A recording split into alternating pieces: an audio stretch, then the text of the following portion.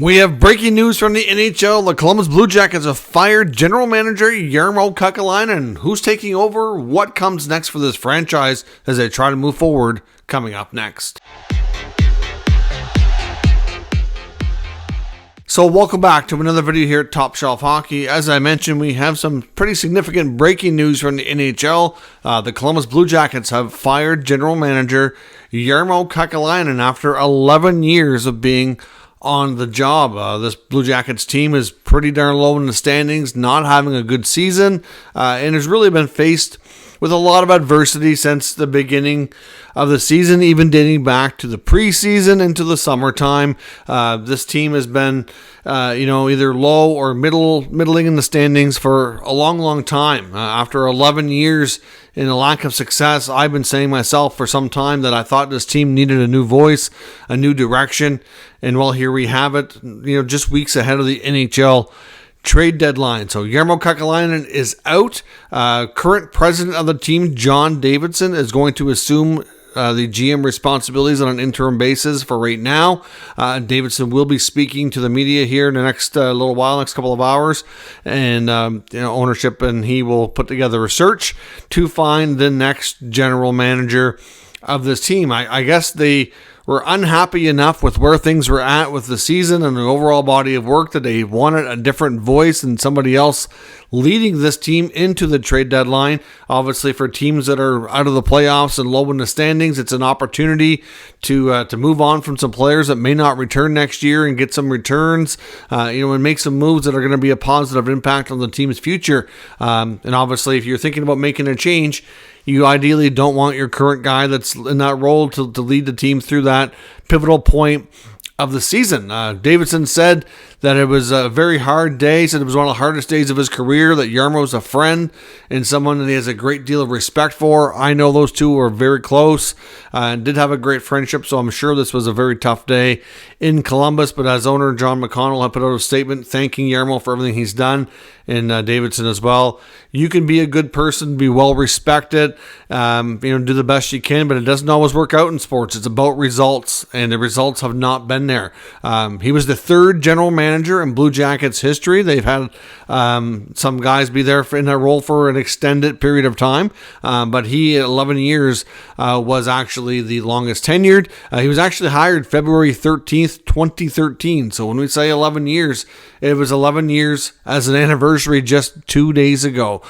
He ended up being there for 869 games played, racked up a record of 410 wins, 367 losses, and 97 overtime losses. They did qualify for the playoffs 5 times in 11 years and have only one series win during that time.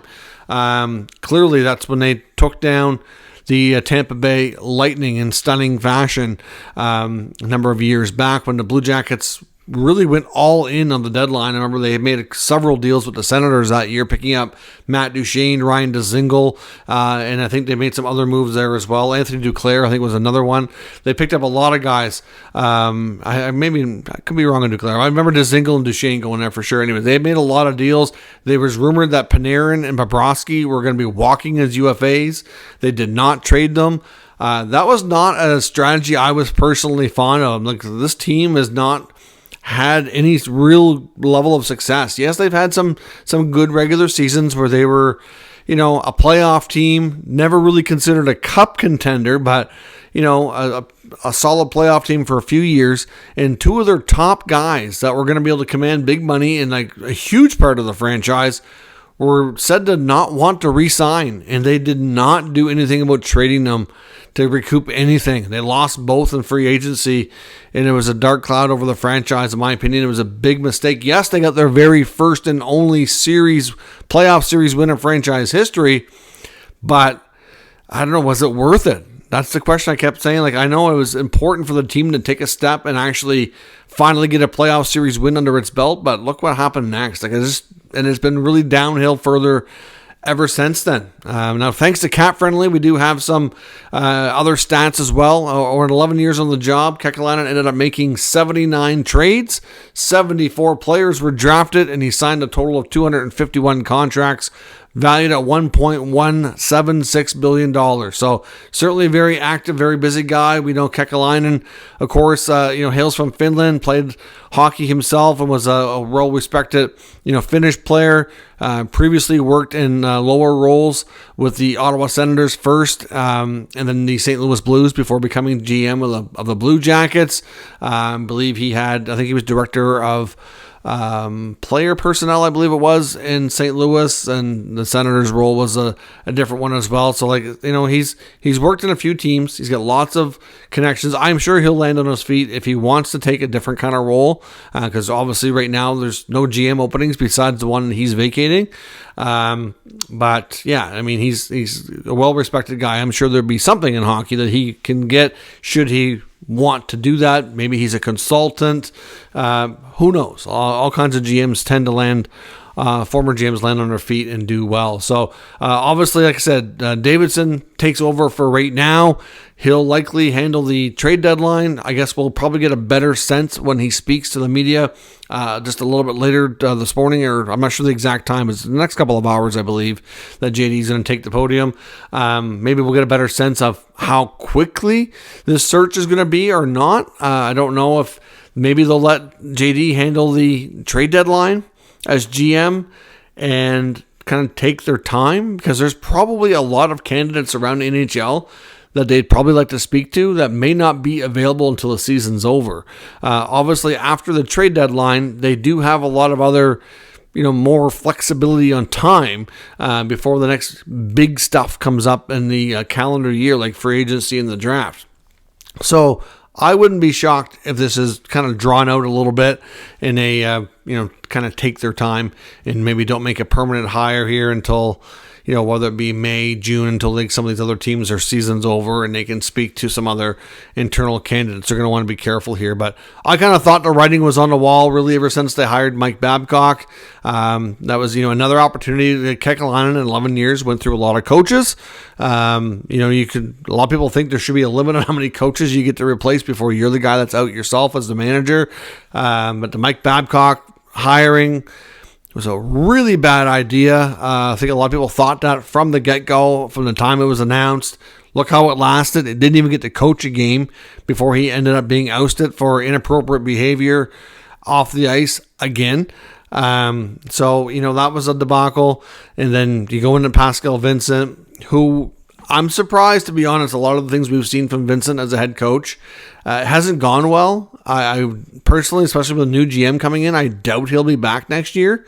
And I'm surprised on how he's handled things, especially with a lot of the younger players, to be completely honest. He was a well-respected guy, good coach in junior in the Quebec League, an assistant for a long time. A lot of people really liked him and thought he would be a good head coach. And he's been one of those assistant coaches that's kind of been in waiting for a bit, that a lot of people around the league suspected would get an opportunity eventually. And he did. And it hasn't gone well. So we'll see. But that doesn't mean it's going to be completely over from him. We've seen other guys get head coaching jobs on tough situations, not last long, but bounce back. Look at Bruce Cassidy. Prime example. Got a head coaching job. It was a little bit earlier in his career, mind you.